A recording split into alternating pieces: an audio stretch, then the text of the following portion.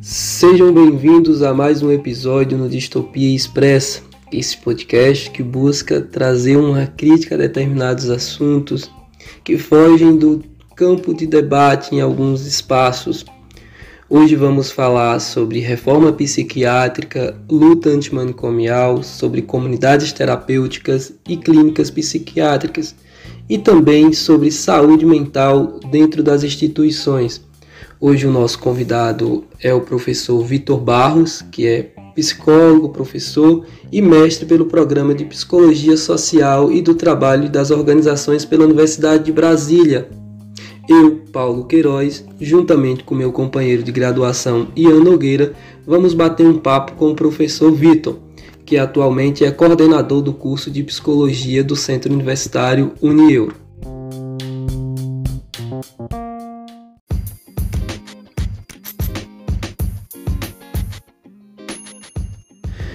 Professor, a gente está numa semana muito importante para esse campo da saúde mental e quarta-feira, dia 18, a gente falou, se reafirma o compromisso contra a luta antimanicomial e tudo mais, e a gente vem passando assim, por grandes dificuldades em avançar em termos de políticas públicas, porque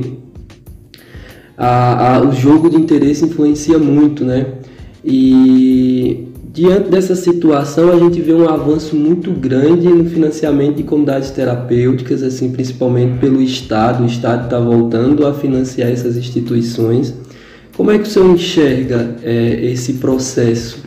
Porque a gente muitas das vezes está no curso de uma reforma psiquiátrica e volta tem esse olhar de novo para essas instituições privadas, onde muitas das vezes esses sujeitos são encarcerados, tem tortura, e sem fiscalização. Como é que o senhor enxerga esse processo? Em termos de psicologia, a problemática é muito grande, porque a gente vai estar tendo uma compreensão na prática de que a atuação clínica é uma atuação eficaz, e ela não é. A saúde mental é um conceito coletivo, ela passa por um construto coletivo, e a partir do momento que você promove uma prática que é individualizada, de exclusão da pessoa, de privação de liberdade da pessoa, então você já anula um conceito de saúde mental, inclusive preconizado na OMS, inclusive de como a gente aprende, em termos de como está a política pública, a política de atenção à saúde mental. Então é extremamente contraditório a gente privar de liberdade alguém que precisa de um processo de ressocialização / saúde mental. Então isso já é gravíssimo. Mas a gente tem que sim alinhar essas decisões dentro também de um projeto de poder. A gente teve em 2016 a destituição de uma presidenta, e depois da destituição dela a gente teve uma série de retrocessos e perdas. Então tivemos aí perdas trabalhistas com a reforma trabalhista, que desde essa época falava: se passar essa reforma vai aumentar a quantidade de empregos e tudo mais. Aí ontem mesmo saiu uma pesquisa sobre a quantidade de pessoas que estão na informalidade, e que sim está ligado justamente a esse ponto da reforma trabalhista. Quanto mais você flexibiliza, menos proteção você tem no trabalhador e mais precarização você tem. Então você tem uma quantidade enorme de pessoas trabalhando de uma forma autônoma, e isso entra inclusive trabalhadores por aplicativo, plataforma. Isso não significa empregabilidade, significa que essas pessoas estão tendo alguma renda rastreável só. Mas a gente não está falando de dignidade até o momento. Então, esse é um primeiro ataque aí de 2016. Um segundo ataque em relação à saúde pública, onde você começa a flexibilizar a exploração de minério, onde você começa a flexibilizar a saúde pública no termo da alimentação. Então, se a gente parar para pensar hoje, só no governo Bolsonaro a gente teve quase 1.700 novos agrotóxicos liberados, só no governo Bolsonaro. No Brasil, no total, a gente tem 3.600 e tanto, se eu não me engano. E você pensar que... 2.000 e tanto, e você pensar que 70% deles foi só no governo Bolsonaro, né? Então, e como que isso atinge nesse sentido? Atinge na nossa alimentação. Então, ontem mesmo veio uma outra reportagem falando sobre feijões com agrotóxico e que muitas pessoas compraram, consumiram e de certa forma vão ter algumas repercussões na sua saúde física, talvez na sua saúde mental mais para frente. A exploração de minério ela também está associada a isso, porque você vai tirando um programa que é super importante em termos de dignidade, em termos também de saúde pública, que é um programa da agricultura familiar. Uhum. Então, essas pessoas elas são excluídas desse processo e, claro, né, da população indígena quilombola, que são pessoas, né, são comunidades que preservam e que preconizam nos seus ideais de comunidade a preservação da natureza. Quando você exclui essas pessoas desse contato com a natureza, inclusive, são pessoas que aumentam o risco de suicídio. Então, o suicídio dos Guarani Kaiowá, que tiveram, se eu não me engano, lá nos idos de 2010, foi logo depois deles terem sido retirados de uma reserva que era deles já há muito tempo. E aí muita gente, mas eles foram colocados no programa Minha Casa Minha Vida e etc. Mas, não é isso. Você não vai inserir uma pessoa dessa no contexto do branco da cidade. Então, muitos deles entraram nas drogas, no álcool, porque eles não tinham mais uma identidade. Então, temos aí esse segundo ataque, né, a partir de 2016. Junto com esse ataque agora na saúde pública e na saúde mental, você tem uma transferência dos cuidados da população para a iniciativa privada. Então, não sei se vocês perceberam nos últimos anos a quantidade de hospitais que a gente tem abrindo, né? E de grandes grupos econômicos conduzindo esses hospitais. Você já não tem mais um hospital de uma família, você não tem um hospital de um médico específico, coisa do tipo. Já é de um grande grupo econômico que conduz um hospital em vários pontos da cidade. Por um lado é bom, porque eles vão conseguir bancar alta tecnologia, mas a parte ruim é que eles monopolizam isso tudo, né? E isso não significa que a gente tem um atendimento de qualidade, isso não significa que a gente tem um acesso à saúde. Muito pelo contrário, você só vai ter acesso se você tiver plano de saúde ou pagar por esse plano. Então, ao privatizar a saúde pública também, retirando da verba do que seria para o SUS, você vai levando indiretamente as pessoas, a população, a cortarem um pouco do orçamento para poder pagar um plano de saúde. E ao mesmo tempo desencorajar as pessoas a usarem o SUS e ao mesmo tempo fazer que as pessoas deixem de se interessar pelo SUS. A gente teve uma pandemia que mostrou aí a potência do SUS. Se não fosse o SUS, a gente estava realmente uma nação quase toda destruída. Com essas pessoas no poder, né? Realmente a gente estava uma nação totalmente destruída. Então, esse outro ataque foi fazendo com que as pessoas se desvinculassem do SUS, né? E junto veio esse ataque com a saúde mental, que também foi levando para um processo de privatização. Então, as redes de atenção psicossocial, os CAPs, né? Enfim, as RAPs e etc., foram sendo cada vez mais enfraquecidas. Inclusive tem CAPs aqui em Brasília que não tem número de telefone, porque não tem como pagar, né? E além disso, você tem toda uma problemática que é justamente você não permitir o acesso numa complexidade menor. E é isso que a gente perdeu bastante. A gente perdeu territorialidade de um benefício universal. Então, uma pessoa, vamos pegar assim, um programa de saúde da família, uma senhora já com idade avançada e que tem problema de diabetes, com o programa de saúde da família, ela tem acesso à insulina, ela tem acesso a um programa nutricional, inclusive até mesmo um programa de atividade física, que envolve uma socialização que é ótima para a saúde mental dela, numa idade que tem um alto índice de suicídio. Quando você enfraquece esse trabalho, essa pessoa só vai procurar uma ajuda quando ela estiver perto de amputar um pé, quando estiver perto enfim, uma crise glicêmica ou algo nesse sentido, que vai envolver um trabalho de alta complexidade dentro da rede hospitalar. Então é extremamente burro isso, mas também é um pouco da necropolítica. É meio que assim, deixa desse jeito que se não tiver ajuda, morreu é menos um que poderia sobrecarregar o hospital. Então assim, eu estou falando de uma forma muito direta mesmo, porque realmente, de uma forma nua e crua, é isso. A população está limitada dessa forma. E na saúde mental você vai ter realmente um retrocesso maior ainda, porque você, de certa forma, não tem mais acesso a um CAPS, é um CAPS extremamente sucateado.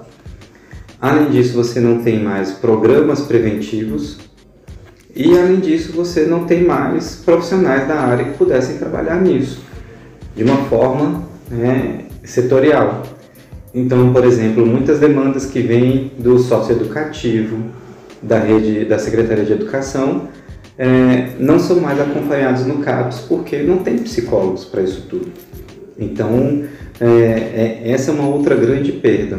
E, de novo, menor complexidade, você consegue resolver ali bastante coisa com um processo de socialização, que isso integra um trabalho comunitário, isso integra também a uma proposição de convivência, né? E aí você começa a alimentar mais um trabalho de alta complexidade, vai envolver a privação de liberdade, porque é uma pessoa que está fora do controle, entre muitas aspas, e que naturalmente ela vai precisar de medicação para ser controlada. Então é um retrocesso enorme, porque você não tem como, você parece não dar uma chance para a pessoa para ela se ressocializar. Você não dá uma chance para essa pessoa para ela ter autonomia sobre o próprio corpo, sobre o próprio transtorno, sobre sua própria situação. Ela fica realmente refém de uma política que é ausente e que vai dizer para ele o seguinte: olha, a única coisa que eu posso te entregar é o seguinte, você vai para esse espaço aqui, isolado da sociedade, o povo pode te visitar e etc., mas você vai ficar lá isolado, até você aprender a conviver com o restante da sociedade. E a pessoa sai de lá sem nenhum tratamento propriamente dito, uma crise contida de forma medicamentosa e totalmente desconfiada de tudo e de todos, né? Vocês me deixaram naquele lugar, né? E claro que tem aí o perigo maior, é você transferir um orçamento público para iniciativas privadas sem uma fiscalização. Se você tivesse uma fiscalização, assim, até tudo bem, mas olhe lá, né? Mas nem a fiscalização em si acontece, que é um dos outros pilares do ataque desde 2016. Fragilizar a fiscalização para que não se saiba aonde está errando, aonde está se desviando, aonde está se destruindo.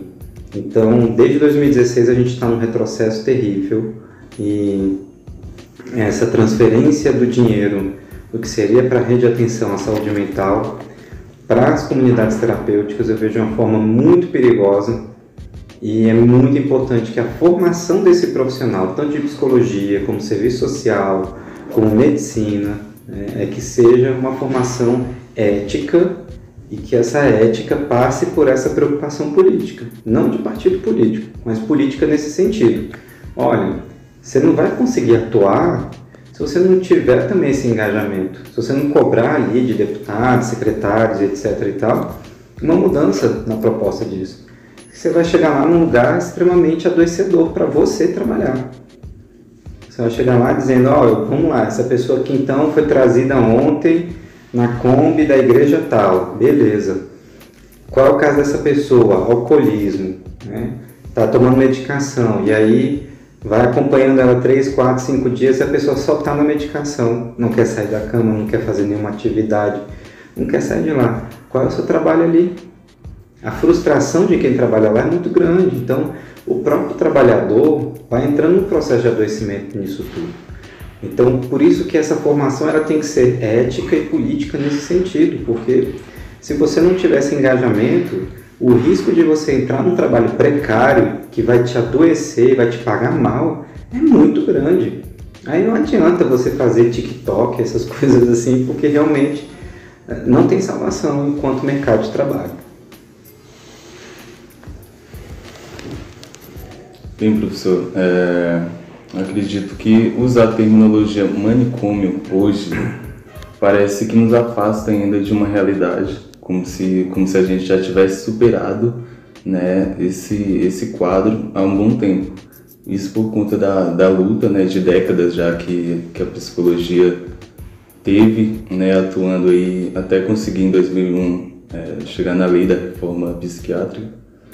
E agora tem essa ascensão, né, principalmente agora com o novo governo, essa ascensão de comunidades terapêuticas, como você falou, preocupa muito, né, mas é algo que o governo vem apoiando e vem fazendo como se fosse a melhor válvula de escape para esse problema, né? Não só das pessoas com problemas de transtorno mentais, mas também com essa demanda de política contra as drogas, né? Atualmente está tendo um envio maciço de pessoas envolvidas com drogas. Então, até um tempo atrás teve uma comunidade terapêutica na Bahia em que o pastor Isidório utilizava porrete com o nome de cura e utilizava para bater nos internos, né? Então, assim, eu queria que você falasse um pouco mais sobre como que é o andamento de uma comunidade terapêutica e como que isso pode ser prejudicial para o tratamento de pessoas que precisam de um apoio e que precisam desse entendimento da subjetividade. Bem, eu acho que a problemática não é só em comunidade terapêutica. A comunidade terapêutica é algo assim mais visível e virou como se fosse assim um campo de ataque, digamos, para as nossas pautas políticas. Mas a gente tem que também relembrar a problemática de uma clínica psiquiátrica, né? Você tem espaços onde, inclusive, esses espaços eles aceitam plano de saúde. Então, teoricamente, esses planos de saúde também são órgãos que fiscalizam a qualidade do serviço que estão prestando para os seus usuários, que não estão, né, fiscalizando. E, de repente, você tem pessoas que são internadas lá, fazem algumas atividades, mas tem uma dinâmica muito semelhante de uma comunidade terapêutica, na sua grande maioria. Então, antes de comunidade terapêutica, a gente também tem que ter esse olhar para as clínicas psiquiátricas. Eu fui conselheiro do Conselho Regional de Psicologia daqui do DF, fui presidente da fiscalização e a gente foi fazer uma fiscalização surpresa numa clínica psiquiátrica particular. Como a autarquia em si, sozinha, ela não consegue, digamos, uma inserção para fiscalizar, apesar de que na lei pode se fiscalizar, então a gente já foi com uma ideia, com uma estratégia. A gente juntou com o pessoal do Sereste e a gente falou, gente, tem ali denúncia inclusive de trabalho sem remuneração dos funcionários dessa clínica. Vamos lá, né? Aí fomos com um órgão, Secretaria de Saúde, brasão do GDF, aquela coisa toda. Entramos lá. E aí o pessoal já foi direto no livro livro caixa para verificar os pagamentos, etc., a ausência de pagamentos. E a gente pôde entrar para poder conversar com as pessoas que estavam internadas lá, né? E a gente observou muitas pessoas assim, sem acesso a beber água, apesar de ter ali sempre monitores, mas eram pessoas que também estavam sem nenhum tipo de recurso terapêutico a ser feito. Era um espaço que tinha quadra de esportes, tinha uma horta, tinha um lugar assim, muito amplo, com árvores e etc. Mas nada se fazia lá. Então, para foto, é maravilhoso. Mas em termos da pessoa ter uma recuperação e uma reinserção social, não tinha muita coisa. Não tinha um trabalho com a família, não tinha um trabalho de rastrear onde encontrar pessoas dessa família também. Tinha uma pessoa lá, por exemplo, que era trans, e a família toda rejeitou ela, e não tinha ninguém que pudesse, né, estar com ela lá, se responsabilizar por ela lá, mas ela se internou sozinha. Mas ela tinha amigos. E você acha que alguém estava preocupado com a demanda enquanto uma mulher trans? Ainda mais porque assim, ela sofreu uma primeira etapa, porque você vai para a ala masculina, você não mudou o seu nome, né? Mas até ela, né, conseguir dizer doente, né, dizer que ela se identifica no gênero feminino, já foi um outro etapa, né? Então, isso é uma clínica psiquiátrica particular também. É muito preocupante o que acontece, e isso acontece fomentado por planos de saúde. E o plano de saúde a gente paga. A gente paga esperando o seguinte: olha, quero que você me oferte, né, espaços seguros para mim. E você não tem noção, quando você paga por um plano de saúde, que isso está previsto para você. Se algum de nós tiver uma crise psiquiátrica aqui, a gente tem que realmente ser muito apegado à nossa religião, né? Para a gente não sair de lá com algo pior. Eu não sei, eu falo assim, né, mas eu não sei as clínicas psiquiátricas credenciadas do plano de saúde que eu pago, em que situação estão essas clínicas psiquiátricas, né? A gente conhece de hospitais, de alguns médicos ou coisa do tipo, porque a gente faz alguns exames, mas mesmo assim, né, isso está, digamos, atingindo uma parte da população que não se preocupa com a fiscalização. Teoricamente eu estou pagando, então é bom, né? Aí quando entra na problemática das comunidades terapêuticas, ela é esse sintoma disso que já se aparece dessa forma enquanto clínicas psiquiátricas particulares. Porque as comunidades terapêuticas, elas vão representar aí um processo de exclusão enquanto sociedade da pessoa, entre muitas aspas, louca, né, transgressora, sem fiscalização. O Ministério Público tentou fiscalizar numa força-tarefa, fizeram um ótimo trabalho, mas não foi mais nada para frente. Só aqueles flagrados com crimes, né, previstos em lei, como trabalho escravo, coisa do tipo, que teve algum tipo de andamento. De resto, ninguém mais fez alguma mudança. E aí é um sintoma também do que a gente tem passado enquanto transformação da identidade do nosso país, alinhado a uma religião fundamentalista, né? Então, só de você ter essa bizarrice dentro da política chamada bancada evangélica, bancada da Bíblia, não estou falando da religião em si, mas de você ter pessoas misturando religião e política, isso é muito sintomático. A gente viu países que tiveram essa experiência e são situações terríveis, né? Principalmente lá no Oriente Médio, onde pessoas homossexuais são assassinadas só por serem homossexuais, onde mulheres são proibidas, inclusive, de mostrar o rosto. Então, a gente tem sim uma identidade que tem se alinhado a esse fundamentalismo, que exclui, né, as diversidades brasileiras, né? Então, a comunidade terapêutica é um sintoma disso. E em termos de formação do nosso profissional, ele precisa saber que uma hora ou outra ele vai ser chamado para trabalhar num lugar desse, e que chegando lá ele não pode pactuar por esse tipo de coisa, mas ele vai chegar e vai falar: poxa, eu tenho que pagar agora o FIES, tenho que pagar uma série de outras contas, e aí ele vai fazer caladinho.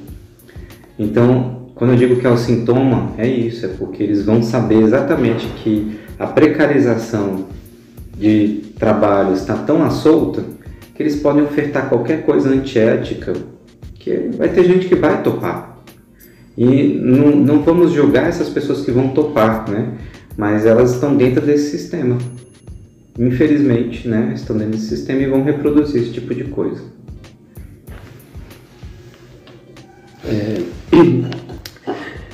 Já que em alguns pontos em sua fala, professor, você cita as instituições de trabalho, né? A gente passa boa parte da nossa vida trabalhando, né?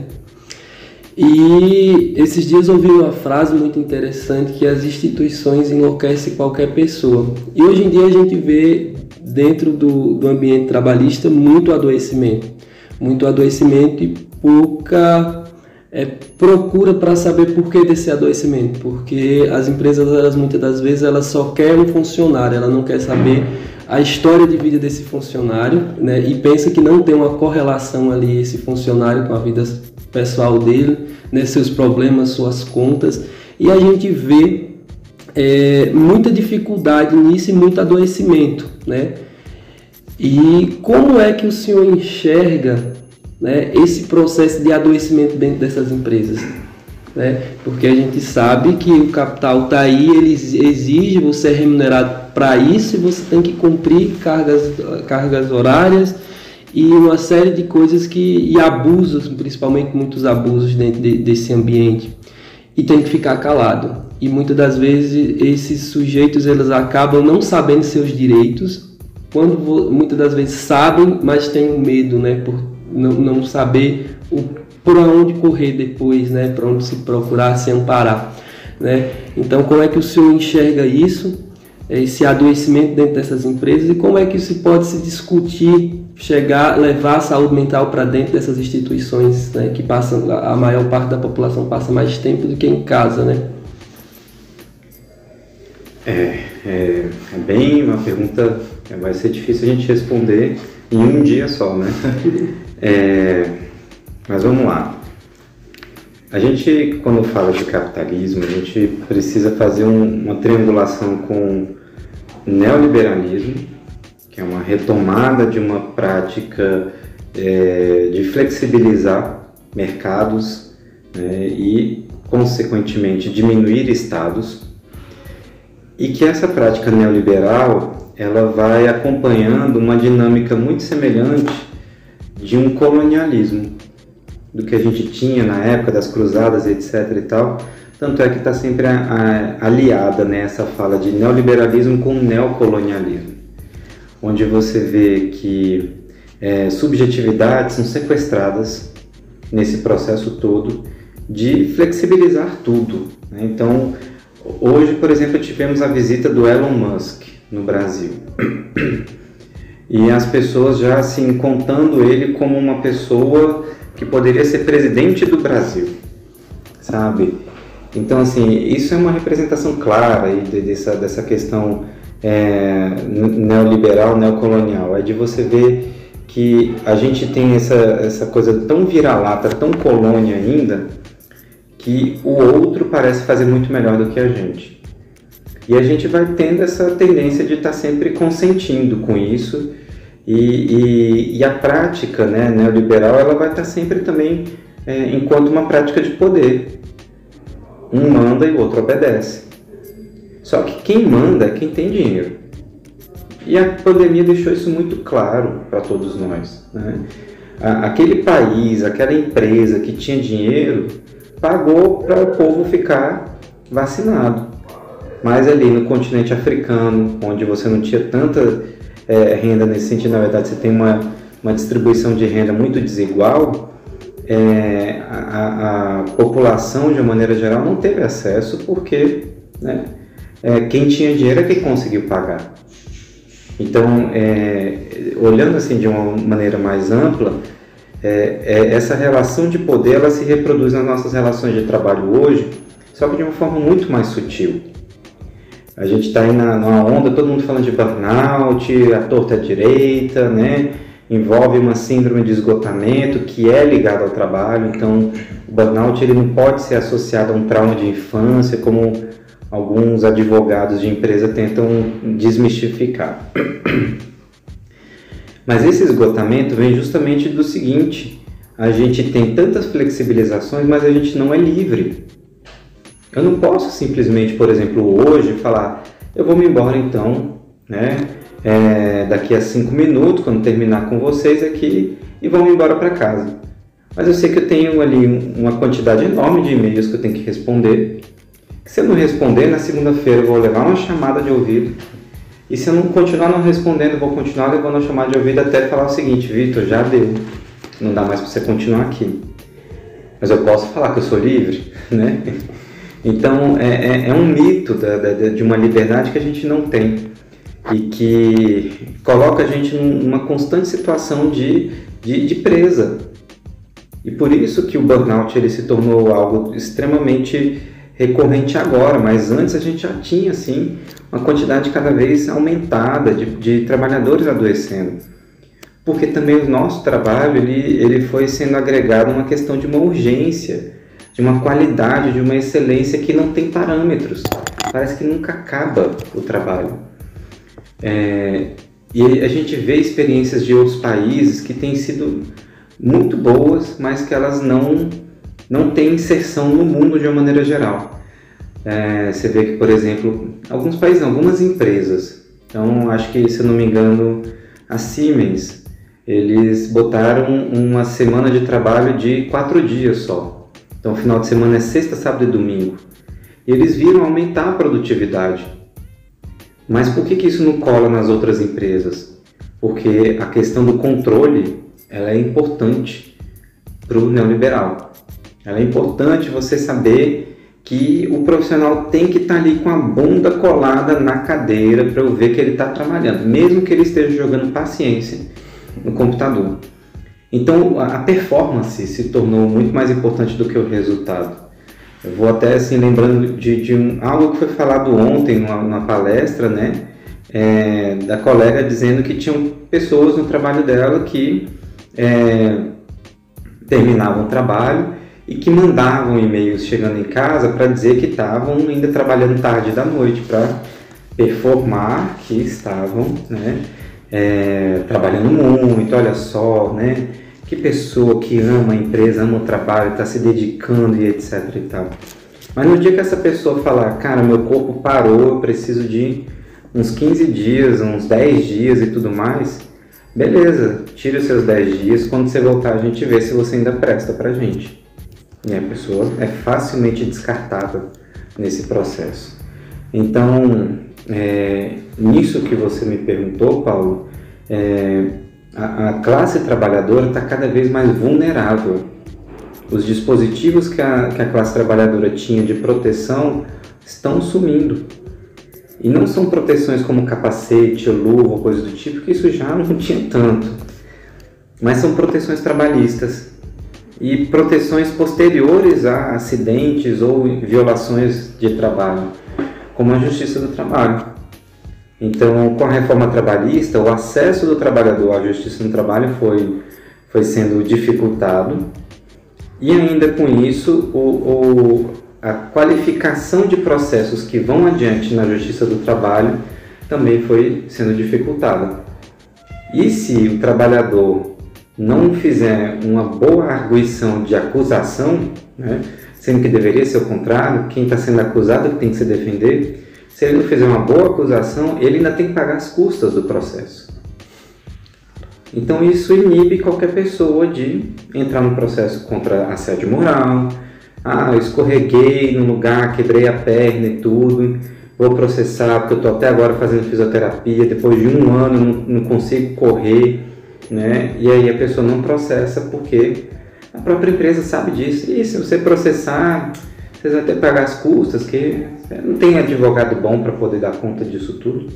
Ontem a gente teve uma nomeação de uma pessoa para o TRT, que é um juiz, né, que agora virou ministro no TST, se eu não me engano, com uma pegada extremamente patronal. Na semana passada tivemos uma teleoperadora que estava afastada por depressão, postou uma foto numa festa e o benefício dela foi cancelado e foi demitida por justa causa. Porque a juíza, que aí eu acho que assim, a juíza exerceu ilegalmente o trabalho da medicina, disse que por essa foto ela não tem depressão. É um milagre. Gente, é um milagre divino um diagnóstico desse, né? E um outro dispositivo que deveria ser um dispositivo de proteção do trabalhador, ele também foi fragilizado. Ele foi também destruído, que é o INSS. É o órgão que vai te periciar e que vai periciar também a empresa. Mas é um órgão que foi sucateado, tem poucos peritos e quando fica pouco tempo, e cujas suas normas regulamentares internas, algumas misteriosas e outras são bastante preocupantes, como por exemplo, uma pessoa afastada por depressão não pode ficar afastada mais do que 120 dias. Isso quer dizer que em 120 dias você tem que se curar dessa depressão. Que pessoa vai conseguir fazer isso com tudo que a gente acabou de conversar? Com o CAP sucateado, com a farmácia popular também sucateada, para pegar uma fluoxetina, o que quer que seja, sem profissionais de terapia ocupacional para fazer um tratamento, né? Enfim, essa pessoa está fadada ao suicídio. E aí vai voltar no INSS sem nenhum profissional tendo avaliado ela, sem nenhum relatório, o INSS vai falar, olha, você não viu ninguém, não viu nenhum profissional, então vou te mandar voltar a trabalhar. Resta só essa pessoa voltar a trabalhar e muitas das vezes sem receber nada durante esse tempo que ela ficou afastada. E não é incomum que, por exemplo, algumas pessoas peguem o atestado, rasguem, porque assim, se eu entrar no INSS vai ser a pior coisa que eu vou fazer na minha vida. Vou manchar minha reputação com a empresa vai querer me demitir e o INSS vai estragar com a minha cabeça. Então, você percebe que assim, foi tudo destruído, né? Não temos essas proteções que deveriam ser proteções trabalhistas. Então é uma classe trabalhadora que está cada vez mais vulnerável, cada vez mais expostas a riscos e riscos cada vez mais fatais. Só para encerrar minha fala nessa pergunta, vamos pegar o acidente de carro do ex-BBB lá, Rodrigo Mussi. O trabalhador de aplicativo já estava trabalhando há muitas horas, em níveis exaustivos, mesmo a plataforma tendo um dispositivo de controle, né, de quantas horas por dia você está com o aplicativo ligado, ela não tem controle se esse cara ligou um aplicativo, saiu da Uber e ligou o aplicativo da 99. Ou seja, ele está na informalidade, trabalhando em 2 aplicativos, 3, 4, quaisquer que sejam. Que controle nós, enquanto sociedade, temos desses profissionais? Nenhum. Então, imagine só, você... É até um teste ético que eu faço quando eu vou fazer treinamentos em empresas sobre programas de compliance, de conformidade no trabalho, no que tange aí a questão de assédio moral no trabalho. Eu pergunto, gente, você sofreu um acidente, tudo e tal, você tem que fazer uma cirurgia. Você já está desesperado, você tem que fazer uma cirurgia, e aí quando você vai chegar para a sala de cirurgia, o médico vira e fala para você, nossa, mais uma cirurgia, eu estou há 30 horas sem dormir. E aí, você fica tranquilo com a cirurgia? Não fica. Não fica. É claro que ele não vai falar isso para você, mas a gente não tem esse controle. E quando a empresa faz vista grossa para isso, a empresa assume o risco. Só que ela, claro, juridicamente não assume o risco. É o que a gente vê com Brumadinho. Não foi acidente, tinha avisos, tinha protocolos, mas a empresa fez vista grossa. Foi uma destruição terrível e que vai perdurar por gerações, tanto nas questões fisiológicas quanto nas questões mentais. Tanto é que tem uma quantidade enorme de suicídios em Brumadinho, depois da barragem ter caído. Mas é o tipo de coisa que vai acontecer com a dignidade de vários trabalhadores. A vista grossa e a gente desmoronar e a destruição ficar só com a gente.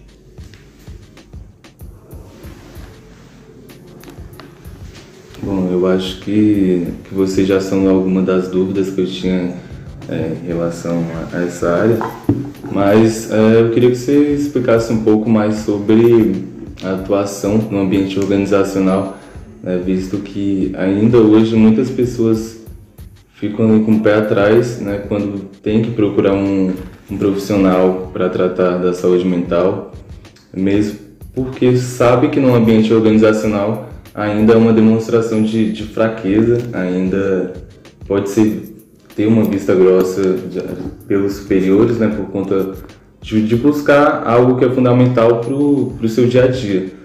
Hoje, tem muita essa percepção assim de que as pessoas têm que aceitar qualquer condição de trabalho porque estão vivendo num momento de crise econômica, ou então a pessoa é direcionada a mergulhar aí nas ondas do microempreendedorismo. Muitas vezes a pessoa se endivida para poder iniciar suas funções com trabalho. Então eu queria entender assim, como que se dá hoje essa relação do psicólogo com o trabalhador nesse ambiente que ainda é muito, muito problemático assim, para trabalhar essas questões. Essa pergunta é ótima, né? E ela mexe até mesmo assim, emocionalmente comigo, porque também estive na Comissão de Psicologia Organizacional, da Sociedade Brasileira de Psicologia Organizacional do Trabalho, e é muito difícil você falar isso com os psicólogos, porque eles estão implicados no modelo neoliberal também. E aí quando você vê que você conhece colegas que vão fazer vista grossa, vão passar pano, vão reforçar a ideia de que você tenha práticas que fomentem só o desempenho e resultado, sem você pensar na dignidade humana, né? Você vê que realmente a educação desse profissional não foi muito boa. Ele aprendeu a performar, mas ele não aprendeu a ter um senso ético. Porque no nosso código de ética está isso. Se eu não me engano, os princípios fundamentais 2 e 3. Então, quando você vê lá que tem uma ferramenta, né, vamos pegar um caso transitado e julgado na Justiça do Trabalho. Uma psicóloga do Recursos Humanos de uma empresa de telemarketing, com um programa motivacional, colocou um caixão na entrada do setor deles lá, que era para o pessoal se ver dentro do caixão e ver o seguinte: olha, se você não se cuidar, olha onde você vai parar. Era motivacional, segundo ela. Então você percebe que assim, ela olhou para a motivação e não enxergou para os aspectos éticos, nem nada disso. Uma pessoa tirou foto, mandou para a Justiça do Trabalho, né, e virou um processo e a empresa teve que pagar, numa ação civil pública, uma indenização coletiva. Então, essa psicóloga ela nem sofreu nada no conselho. É bizarro isso, sabe? Então, o modelo neoliberal ele é tão forte, assim como a gente vê, por exemplo, uma mulher replicando uma fala machista. Porque o machismo também é muito estrutural. Ou quando uma pessoa negra faz um comentário racista, porque estamos falando de um racismo estrutural, né?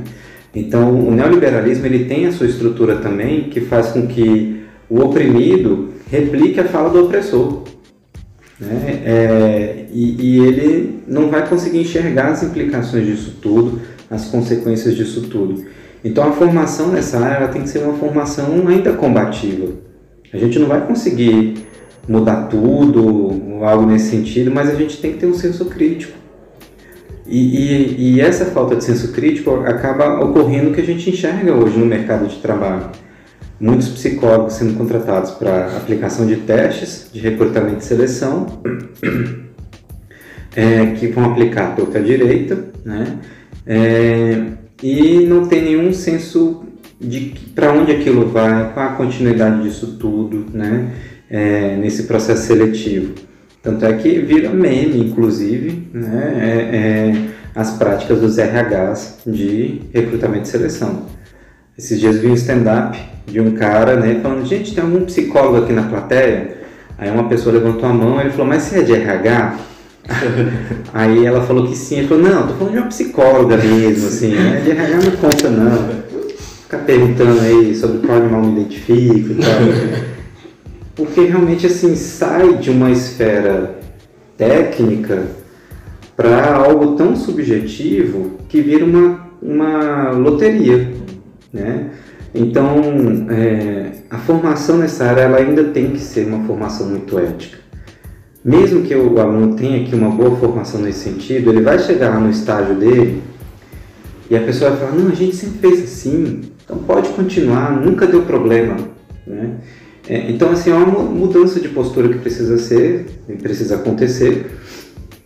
mas que ela ainda tem espaço para continuar perpetuando, porque ela está dentro de um modelo neoliberal que fala assim, cara, produtividade, eu quero resultado, eu não quero saber se fulano de tal não foi contratado, porque ele tem todo um problema social para chegar até lá e etc. A gente não vai pagar um ônibus extra para trazer essa pessoa para cá, porque não vale a pena.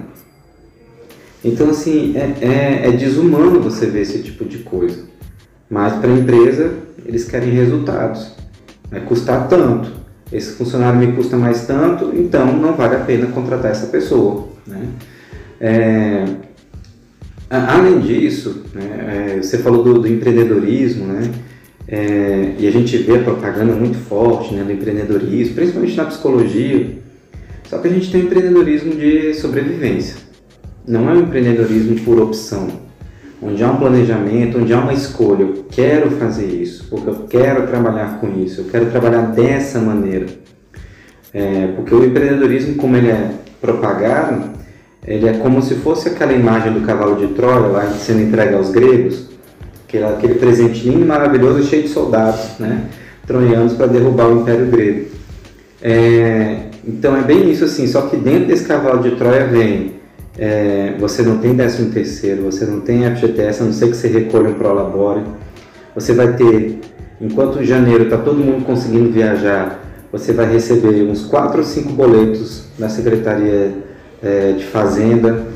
Você vai ter uma folha de pagamento também para poder cuidar, uma série de taxações, um imposto de renda também extremamente complexo. Você não vai ter férias a não ser que você se programe para isso. Você vai trabalhar sábado e domingo se você quiser também, se depender de você. E não é para você ganhar mais dinheiro. É isso que muitos acabam achando, vou trabalhar sábado porque eu ganho mais. Só que quando você trabalha sábado, você deixa também de ter uma vivência sua, social, de dignidade, de você ter amigos, ter família, etc. Tanto é que a vida do empreendedor ela é muito solitária. Aí é que entra de novo a história neoliberal. Quanto mais solitário, mais vulnerável. E mais vulnerável, ele é mais controlável, mais dominável. Então ele vai lá, vai ver uma palestra de não sei quem, que vai dizer se esforce mais, acorde mais cedo. Se ele não tiver ninguém para puxar a orelha dele falando o seguinte, meu querido, se você acordar mais cedo que você já acorda, uma hora você vai bater as botas aqui, você não vai nem curtir, né, um final de semana em Pirenópolis que seja. Então o sujeito individualizado, vulnerável, ele não vai conseguir ter discernimento e senso crítico desse material que vem. Aí que entra a onda do coach, né? Que vem dentro desse cavalo de Troia aí, né? Que vem junto com essa didática da felicidade a qualquer custo. E é uma felicidade que vem junto com um estado fundamentalista que a gente disse agora há pouco, da terra prometida, né? É importante você ter uma terra prometida para você manter o coelho atrás da cenoura, não é verdade? Né? Para que eu vou trazer o sujeito para uma autorresponsabilização sobre o que ele faz hoje, se eu posso prometer para ele algo lá no futuro dele? Então, eu vou falar da terra prometida, eu vou falar do milhão que ele pode ganhar, eu vou falar do carro que eu estou usando que ele também pode comprar. Isso tudo vem junto nesse pacote neoliberal. Então, a formação em psicologia passa por essa ética, passa por esse engajamento político e, ao mesmo tempo, sobre esse senso crítico, porque esse discurso neoliberal atinge a todos nós sempre. E a gente fica se perguntando, vamos pegar aqui vocês dois, excelentes estudantes, engajados, inteligentes, né?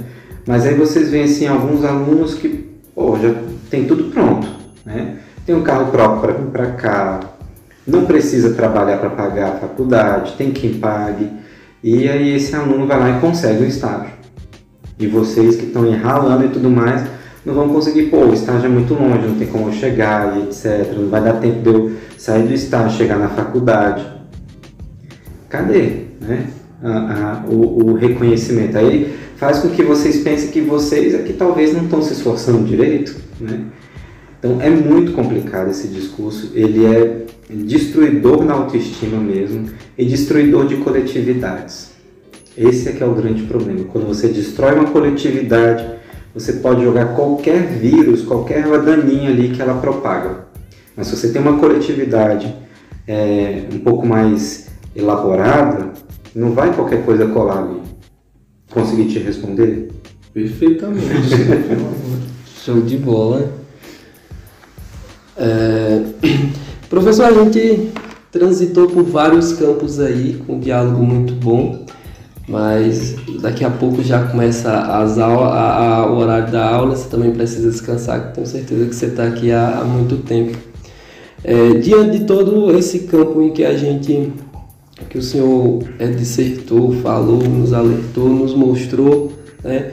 Como é que o senhor vê os lados positivos, os avanços que a gente teve, né, nessa construção de uma psicologia que ainda está se fazendo nos moldes brasileiros, né? Porque muitas das vezes a gente vê muitos profissionais, até dentro da graduação, uma réplica de uma psicologia americana, europeia, e a gente acaba perdendo esse senso crítico, esse olhar sócio-histórico, a gente acaba, né, tentando ver só o longe, só o fora, né, as grandes empresas, e a gente acaba perdendo também um pouquinho da nossa própria identidade, né, como você pontuou em alguns momentos. Como é que o senhor vê esses avanços positivos, né, nessa construção dessa psicologia no campo da saúde mental, o senhor que já teve em tantas organizações importantes, né, como o CRP, né? Olha, os avanços eles estavam acontecendo, né? E desaceleraram, mas não morreram, não pararam. Então acho que tem sido também muito importante para a gente observar cada vez mais núcleos de estudos engajados nessa discussão, mesmo com o sucateamento da ciência, de ainda produzir resultados, estatísticas. E uma coisa que você falou que eu acho que está sendo muito importante, né? É uma psicologia que saiu de um circuito norte-americano e europeu. Vamos começar a falar mais de Fanon, né? E não somente dentro da psicologia, mas você vê também dentro da antropologia e sociologia. Eu falo por mim assim, que eu venho de uma diretriz curricular ainda muito antiga na psicologia, onde a gente não falava de questões de gênero, até disciplina de terapia conjugal, não tinha nem uma aula que fosse para falar de relacionamento homoafetivo, né? Mas também de falar dessa psicologia preta. Cara, é sensacional, né? E ela fala de um lugar de sujeito que é um lugar de sujeito que é angustiante para todos nós, que não é mais um sujeito tão, digamos, vou esperar as coisas se resolverem por nós, né? Que não fala também de um sujeito cristão, como é a sociedade brasileira. Então isso rompe com muitas coisas, e esse rompimento ele é necessário, é uma bolha que precisa ser rompida. E uma coisa legal que está acontecendo nesse processo todo é também uma, como é que eu posso dizer, uma renovação de saberes. Você vai, por exemplo, na Federal da Bahia, por mais que lá tenham passado professores fantásticos, mas hoje tem professores sensacionais, com grupos de estudos sobre, por exemplo, a negritude brasileira. E a Universidade do Recôncavo Baiano, até mesmo a própria UNB, ela, assim, a UNB está um pouco mais tímida, essa renovação, mas você começa a abrir mais a possibilidade de ter didáticas diferentes. Eu falo assim, poxa, eu queria estar aprendido sobre humanismo com a Ângela, na minha graduação. Eu aprendi com um professor que veio de uma escola didática, digamos assim, de ensinar, que era aquela coisa muito tosca, né? Botava uns textos em francês, em inglês, em espanhol, né? Sendo que tinha coisa em português, e aquela coisa muito de ostentação, eu sou foda. Se você quiser falar comigo, por favor, fale com distância, né? Peça permissão, né? Uma autorização real para eu poder te responder. Então criava essa sala de aula muito difícil de você acessar um conhecimento. E a gente teve que ter uma autonomia para aprender sozinho, e não foi muito legal isso daí, né? Então o que eu acho bom nisso tudo é que a gente está tendo essa renovação. de pessoas que passaram por isso e viram que, cara, isso não é ensinar. Porque a gente não está ensinando matemática para um aluno que lá na frente sabe-se lá se ele vai usar na vida. A gente está ensinando para uma pessoa que vai ser seu colega de trabalho. Para você ver daqui a pouco essa pessoa fazendo um trabalho fodástico, que você fala, meu irmão, essa pessoa cresceu, que massa, né? Então a gente começa a ver professores assim, que tratam o aluno de igual para igual porque ele já é um igual dele, porque ele é quase profissional, né? Então isso é muito importante da gente ver na psicologia, que se perpetue nas federais, nas particulares, né? Infelizmente a gente tem algumas particulares que estão aí, bota a mensalidade a R$200, né? Eu sei que é muito dinheiro, mas não consegue pagar bem um professor, não consegue pagar bem uma estrutura, e acaba que esse aluno vai conseguir um diploma aprendendo de uma forma também muito precária, né? Efeitos do neoliberalismo.